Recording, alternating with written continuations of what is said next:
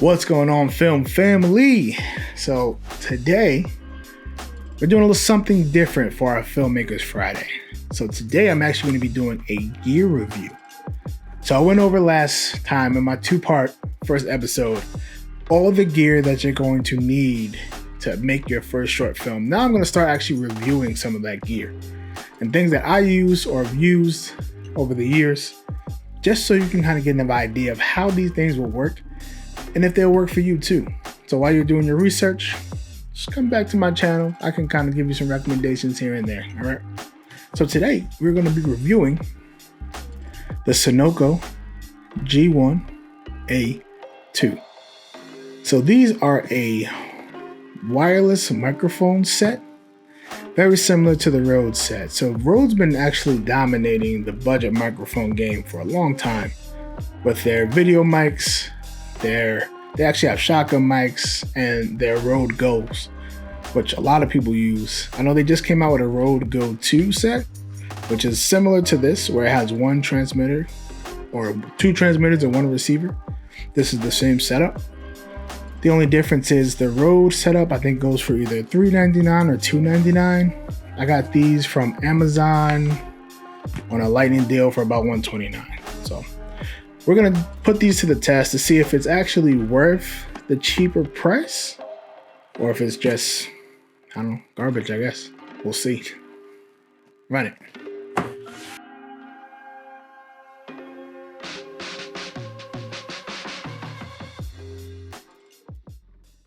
All right, so first things first, we'll go over what's gonna be actually inside the box when you order one, you open it.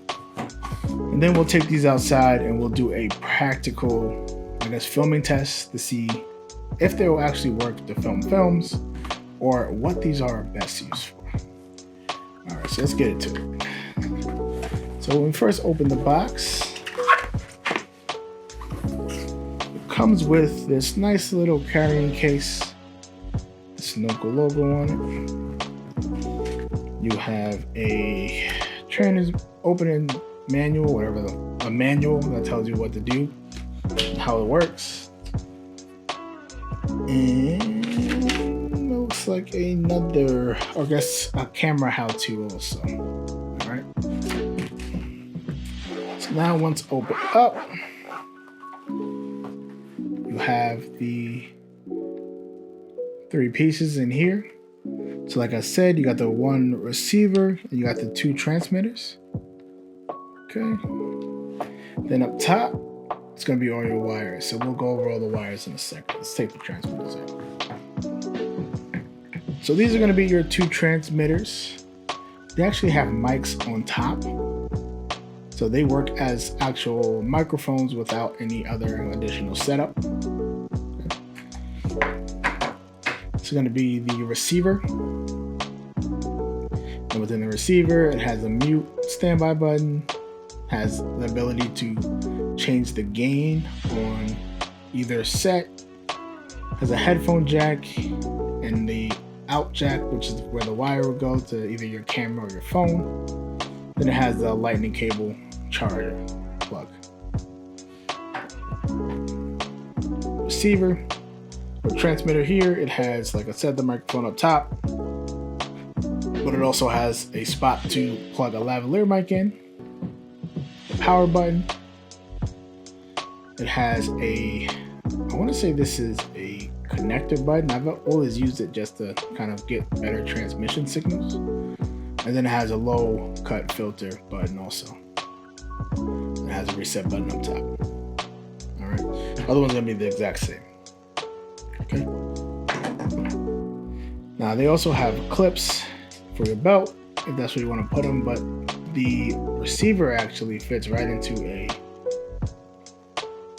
cold shoe mount. So the receiver fits right into a cold shoe mount.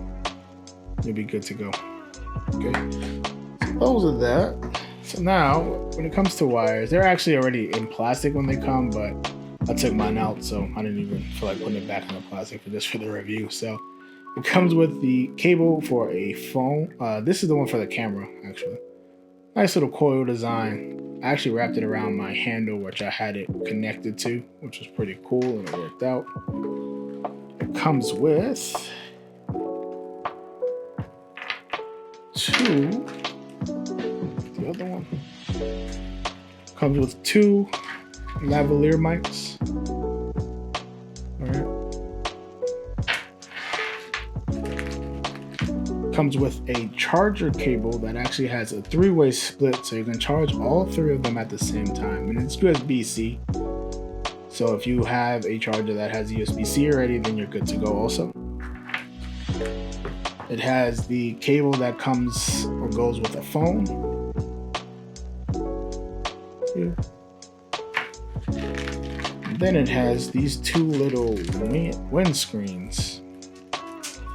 So if you're planning on using the lavaliers, or not using a lavalier I should say, and you want to use the transmitters just with the microphone that's built in, you're going to be in a windy area.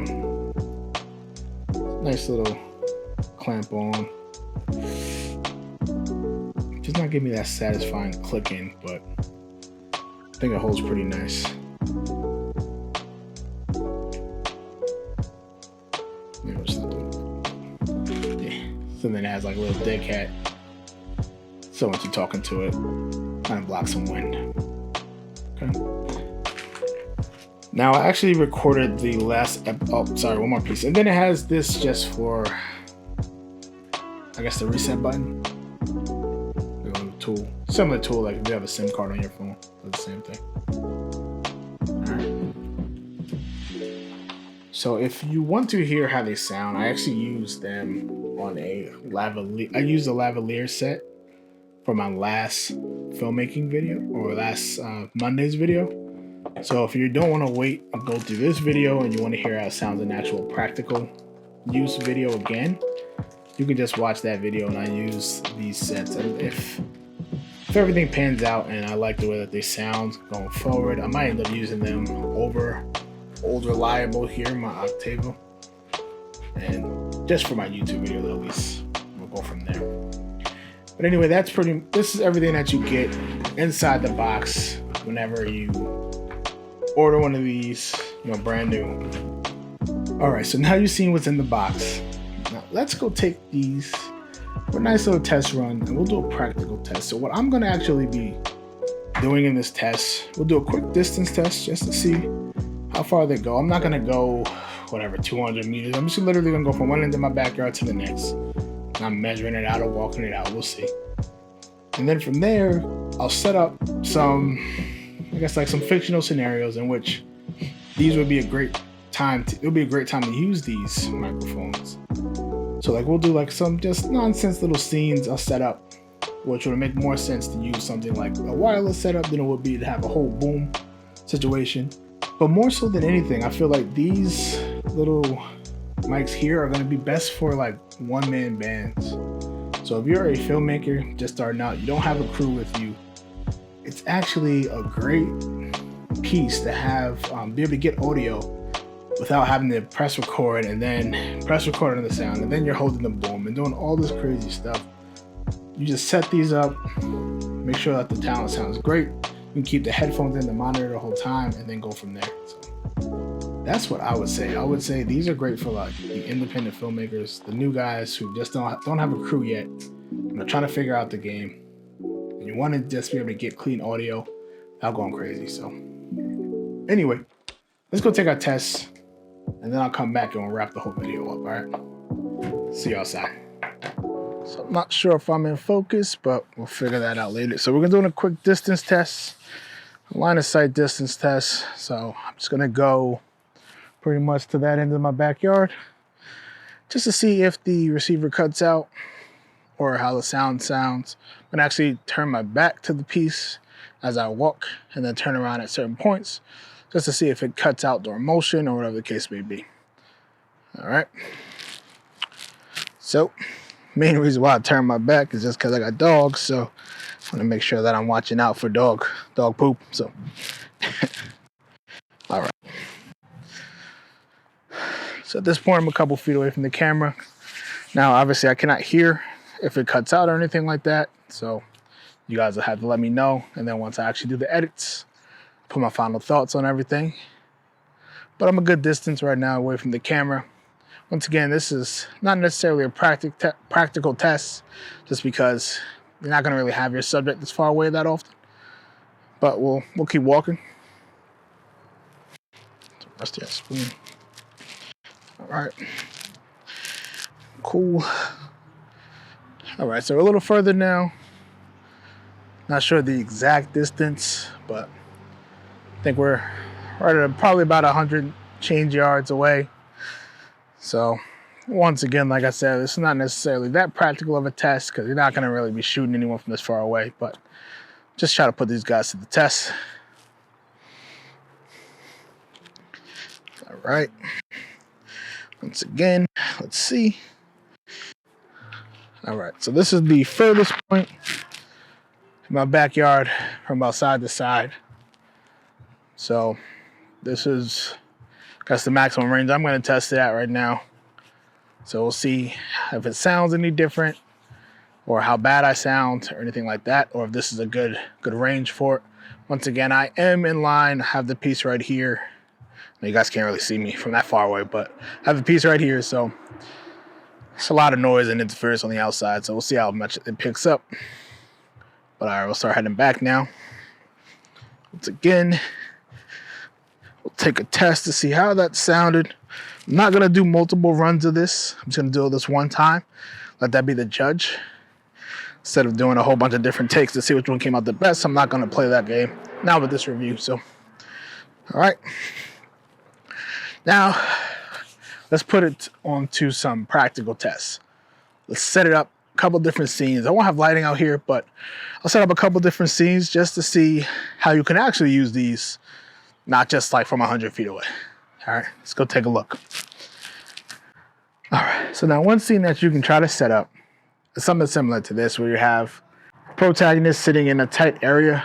After this shot, I'll actually show you the area. I'll give you like a quick pan just so you can see that it's not, doesn't have high ceilings, so it'll be a little bit on the difficult side to kind of get a boom in here. It's not impossible, but it is something that might make it a little bit more difficult. So a good situation would be to have a mic like this where you can't see it, but you're getting great, audio. I'll show you guys quickly. There's not a ton of roof, ceiling space. All right, so here's another shot that'll be pretty useful to use something like a lavalier mic in. The area that I am it's very tight. It'd be very hard to kind of, I guess, hide the shotgun in a situation like this. I mean, nearly impossible. You have to be really good, or just kind of stick it over or something, and no one's going to be putting a shotgun microphone that costs that much money in a situation like that. So this is another great spot to use a lavalier mic like this, where it's attached to the talent's body. You can have them, we'll see how it sounds, but you can have them actually grilling. They might say a line or two, whatever the case may be. If you need to catch audio like this, sometimes, or in most cases, you don't necessarily need to catch audio when you're, with the guy's back turned to the camera, but you never know. There could be an establishing setup scene that you need, and you need the cook to say something. So in a situation like that, just to make your life easier, instead of having to try to dub it over later in post, or whatever the case may be, just hook a lav up to them and go from there. So lastly, one of the bigger shots for me is going to be a shot like this. So an establishing shot where we have our character coming onto the screen from somewhere else in a wider shot. If I have to track them and things like that, it's usually a lot easier to have a lav mic on. Sometimes it might pick up the clothing ruffles and stuff like that. It's things you can kind of look into and, edit out later. But that's like the most, or one of the most probably useful for myself and my filmmaking that I'll be using a lav mic for. Just because me, especially right now, I don't have a crew. So I've been doing a lot of things one-man band style, like these YouTube videos more than anything. So using or having a lav mic to be able to get any audio I need as the character is kind of walking to and from a place is pretty much my main usage. All right. So we're going to take everything inside. These are my main 3 practical cases. Plus we did our distance test. So I'm going to wrap everything up for you guys nicely in a package with a bow on it. All right. And then I'll tell you, I'll let you know if I recommend these, if I don't, and what you can use them for if you don't like any of my examples. All right. Let's go.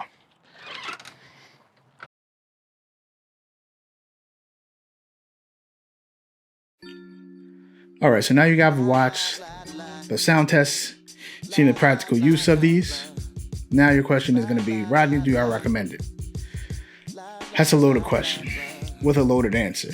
So if you're going to be shooting a corporate video where it's like a one-shot deal, if you miss the audio, then the video's gone forever. You have a guy that just flew into town just to shoot this video and he's not coming back.